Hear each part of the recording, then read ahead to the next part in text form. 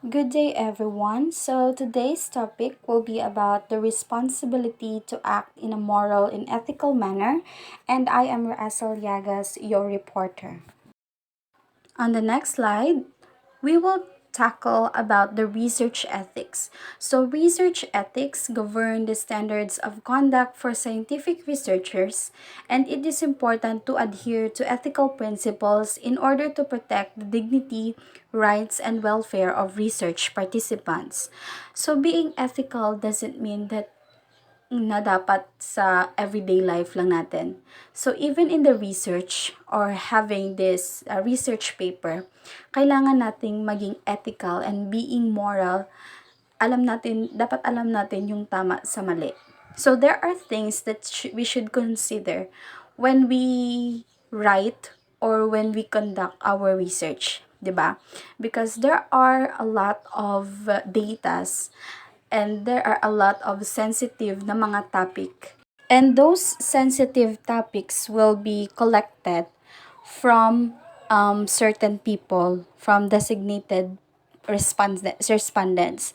So they have their rights, they have the dignity na dapat na iprotektahan natin as a researcher. Okay? And on our next slide, okay, so you probably already know what it means to be ethical, to know right from wrong, and to know when you're practicing one instead of the other. So we're already a grown up person. We studied a lot about what is right and what is wrong in our schools, in our daily lives, in our household. So alam na natin kung ano ang dapat gawin or dapat hindi gawin, yung tama sa mali. Okay? And as a researcher, we should apply this. So let's go on for the next slide. So research ethics. Research ethics provides guidelines for the responsible conduct of research. In addition, it educates and monitors scientists conducting research to ensure a high ethical standards. So we have a some common ethical principles that we should follow, and I have there 10 that we should discuss. So these are the principles and guidelines na that we can rely, no, while we do this research topic or our business research. We could apply this and we could relate on this one, and we will ask at the end of our at the end of this, we will ask ourselves is if we are being ethical sa ating research. So next, okay, so these are the 10 some ethical principles or common ethical principles that we should apply now sa ating business research. So it's honesty, objectivity, integrity, carefulness, openness, transparency, accountability, intellectual property, confidentiality, respect for colleagues that we will discuss one by one. So let's proceed to number 1, which is honesty. So strive for honesty in all scientific communications. Honestly report data results, methods, and procedures and publication status. Do not fabricate, falsify, or misrepresent data. Do not deceive colleagues, research sponsors, or the public. So, honesty is the first and foremost na dapat gawin ng bawat researchers, especially here in our business research. Dapat maging honest tayo because somehow this can help us na malaman natin which is wrong and which is right in our research. So, for example, is our research topic, which is about the pork shake. If we can be honest about our pork shake, we will never know or we will never accept kung ano yung mali dun sa nagawa namin and ano yung dapat gawin namin. So, honesty is an ethical and responsible manner na dapat gawin ng isang researcher. And number 2 is objectivity. So, strive to avoid bias in experimental design, data analysis, data interpretation, peer review, personal decisions, grant writing, expert testimony, and other aspects of research where objectivity is expected or required. Avoid or minimize bias or self-deception. Disclose personal or financial interests that may affect research.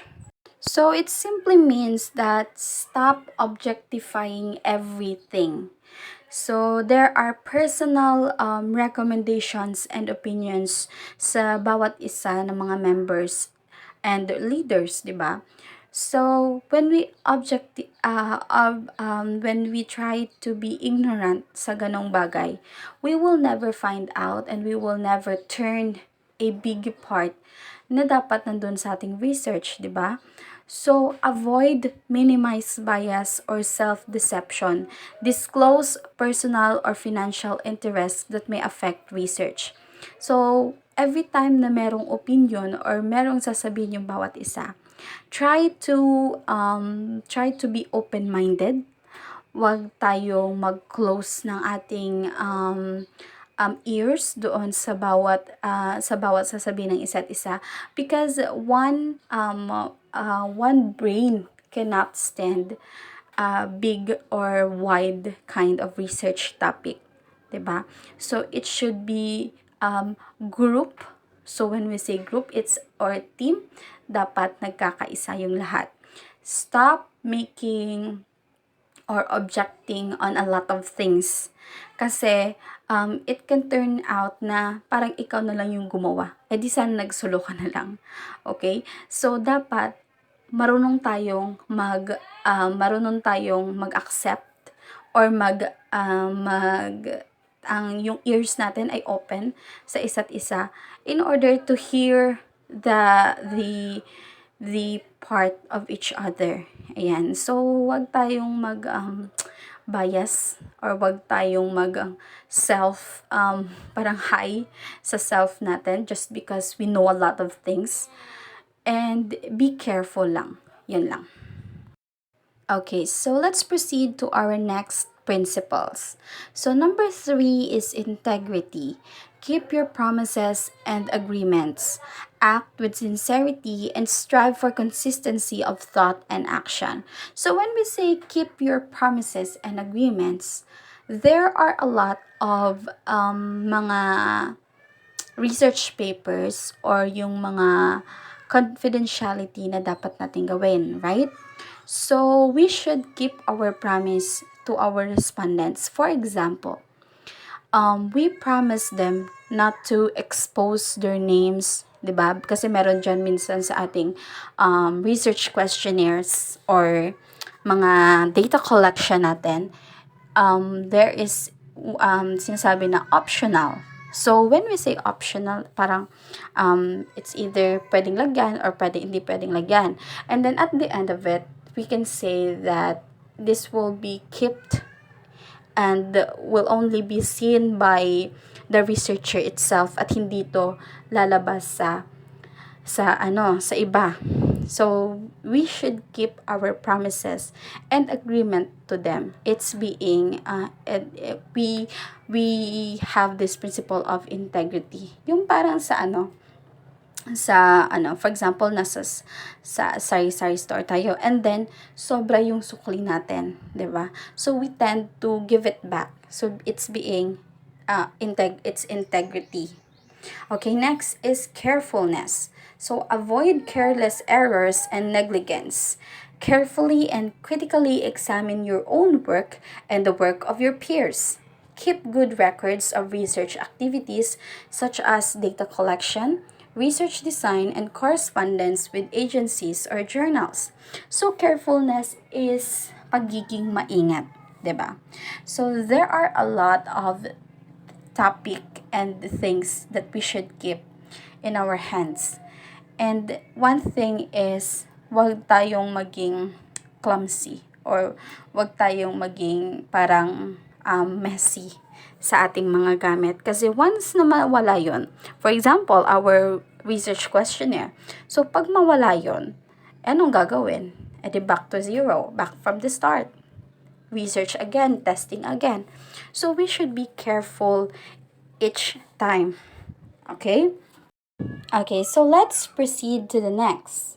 Okay, number 5 is openness. Share data, results, ideas, tools, resources, and be open to criticism and new ideas. So, not only namingin open tayo to each other as a researchers, but of course, there are recommendations and mga suggestions galing sa ating respondents, right? So, we should be open about it and accept and try to analyze if that will be good or that will benefit our research studies. 'Di ba? As per our for example, yung sa ating pork shake, at the end of our questionnaire, there are two questions needed na mag-answer for their recommendations and suggestions regarding to our product. So what we will do, we should be open-minded and open sa kanilang sasabihin, 'di ba? So, that's what you call openness and it is being ethical. 'Di ba? So, gumagawa nga tayo ng research natin in order or nagtetest nga tayo sa ating mga respondents in order na malaman natin kung ano nga ba talaga yung dapat at hindi dapat gawin dun sa ating product, ano yung suggestions and recommendations dun sa ating product. Because at the end, it can benefit us. It can benefit our product. Okay? It's for the good. And number 6 is transparency.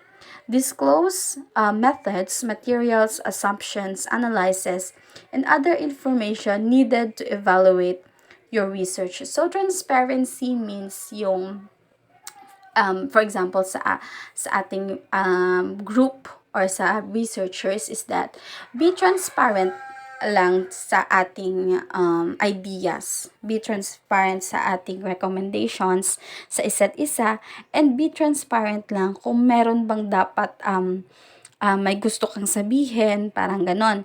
So, for example, is that I have the idea and then I am not being transparent to my team. So, ikikimkimin ko na lang. So, be transparent. Show them. Tell them kung ano yung sa tingin mo, yung dapat ganito, dapat ganyan. So, wag nating ikimkim sa sarili lang or sa panloob lang natin. Be transparent.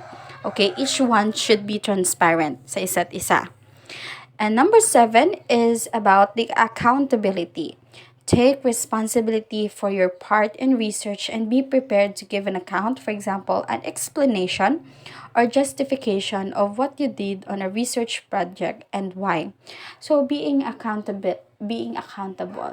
So for example is sa aming research or sa ating research paper here in the business research, we have designated part. Diba? So, every time there is a work na gagawin, our leader will give part to each team in order na medyo hindi babagal yung process. And syempre para meron ding yung part yung bawat isa. So what you should do, be accountable, guys. Do not just say nga kaya niya yan. Brainy na yan si leader, kaya siya na lang gagawa. Parang ganon. Be accountable. Take responsibility. And, syempre dapat wag tayong, yung parang sa Ilonggo, papahulas. Kasi, it's annoying. Okay? It's annoying. And, it's like that you just want to benefit and benefit and benefit and you don't want to be accountable to your every part, okay, and understand your part.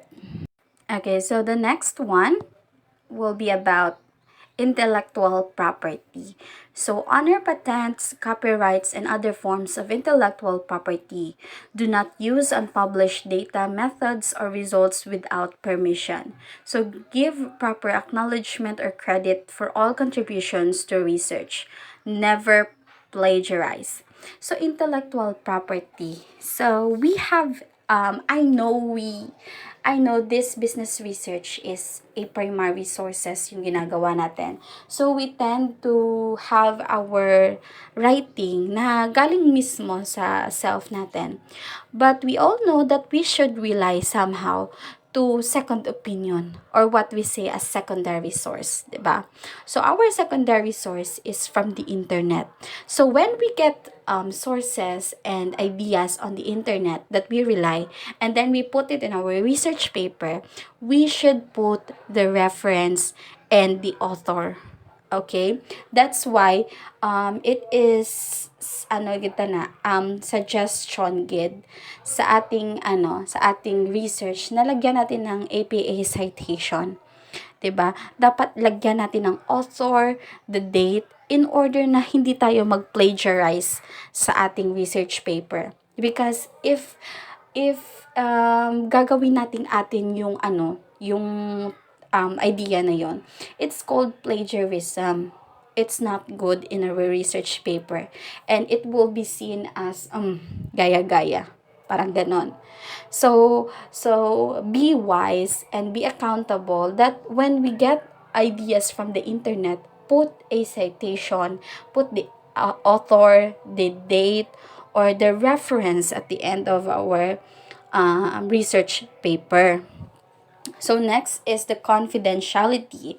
Okay, the most dapat nating principle na dapat nating gawin, 'di ba? So protect confidential communications such as papers or grants submitted for publication, personal records, trade or military secrets, and patient records. So this confidentiality is, di ba, we have a sensitive, some research papers are so sensitive that sometimes it can be, the data that will be collected is from sensitive people then, di ba? And we cannot we should guarantee their rights. We should guarantee their rights, 'di ba? So, kung yung topic natin is medyo confidential and medyo sensitive, we should put our papers by ourselves lang. 'Di ba? Yung mga researchers lang dapat yung nakakaalam.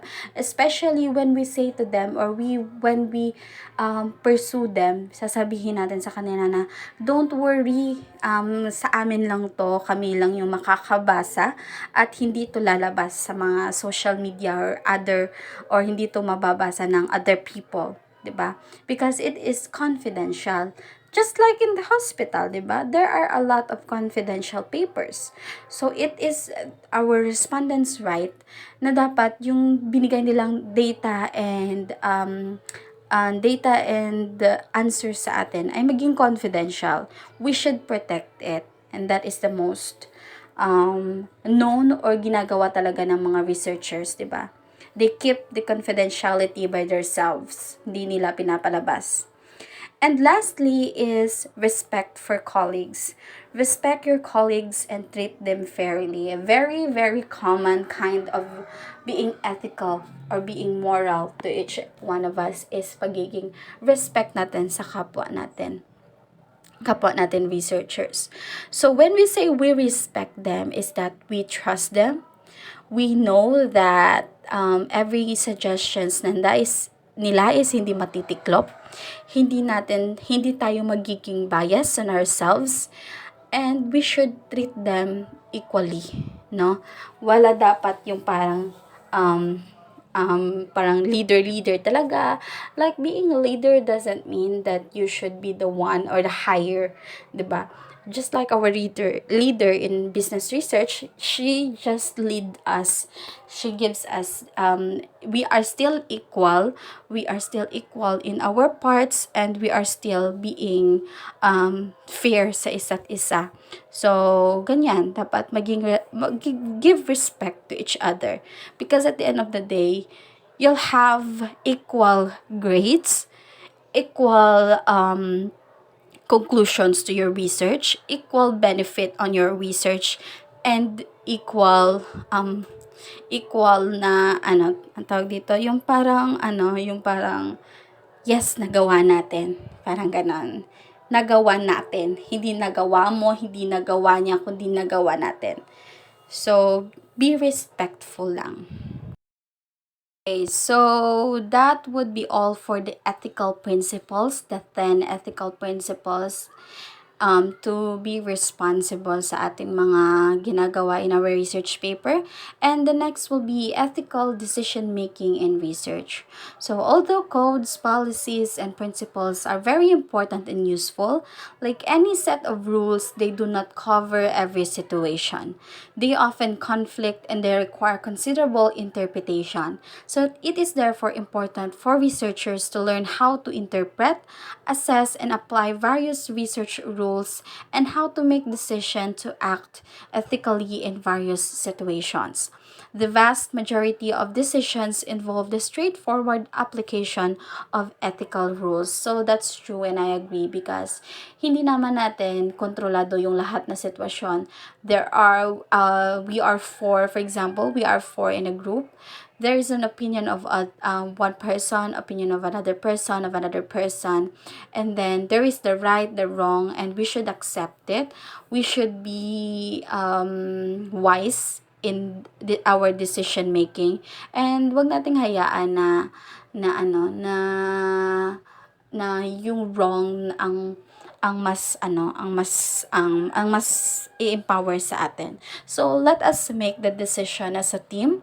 Let's make it ethical and i-rely natin sa sitwasyon kung ano ba talaga yung nangyayari. But still be ethical and be good and you to know what is wrong and what is right. Yun lang. Okay, so for our next slide, which is about the research misconduct. So research misconduct occurs when a researcher fabricates or falsifies data or plagiarizes information or ideas within a research report. So we will tackle the different common mga research misconduct in our research papers, especially in especially na makaka-relate tayo if ever we know that we act or we had this misconduct. So, pwede pa natin ma-change yung research natin or we can at least this can help us na to change na sa ating dapat gagawin. So our next slide. Okay, researchers are expected to adhere to ethical, legal, and professional guidelines that structure how research is conducted. The consequences that research misconduct can have a considerable and potentially disastrous. More importantly, research misconduct can cause the public to lose confidence in the ability and integrity of researchers. So, we are grown ups, we know what is wrong and we know what is right, and we are being expected by our professor na maging honest about our research and maging alam natin yung mali, alam natin yung tama.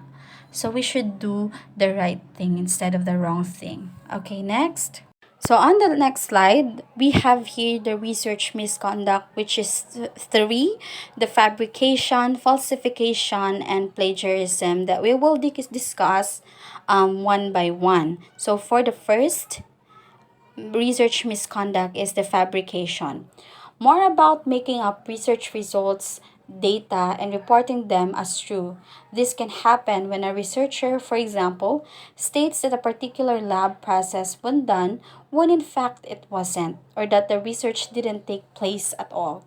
In the case of a study, results from a previous research were copied and published as original research. So fabrication. When we say fabrication, it is something that we made up. Parang gawa-gawa lang natin. For example is we are intended or sabi ng professor natin is gumawa tayo ng business research. So when we say for example is sa aming topic is pork shake. So for example is sabi ng sa part natin is for the testing. And then we wrote lang or made up something. Like, for example, ginawa lang natin yung tayo lang mismo yung nag-answer ng research paper natin. Parang ganon. So, that is fabrication. That is a false thing or false result na dapat hindi natin gawin as a researcher. Because it can conclude na hindi naman pala natin ginawa. But natin ba't natin gayahin natin yung sa ano, sa internet, parang gano'n. That is fabrication and that is very wrong. And I hope that in our team here, in our group here in business research, walang nagpa-fabricate.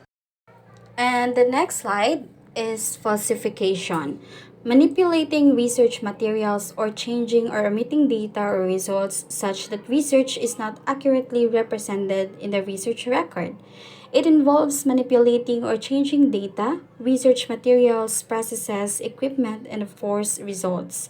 This can include altering data or results in a way where the research is not accurate. So, for example, a researcher might be looking for a particular outcome and the actual research did not support their theory. They might manipulate the data or analysis to match the research to the desired results. So when we say naman falsification, if fabrication is made up, falsification is being changed. So for example, we did testing and then the result wasn't the one that we expected. So what falsification would do is that they will change it. They will change until na yung outcome is magiging maganda dun sa or magiging pareho sa expectation natin. So that is falsification. So the difference lang naman is that fabrication is made up and falsification is change. Okay, so gets? So parang yung we fabricate things like we made up something, we parang gawa-gawa lang natin, while falsification naman is ginawa natin, there is a results. However, we are not, hindi natin accepted yung ganong results. So we change it. So that is falsification. And the last misconduct that we will tackle will be about plagiarism.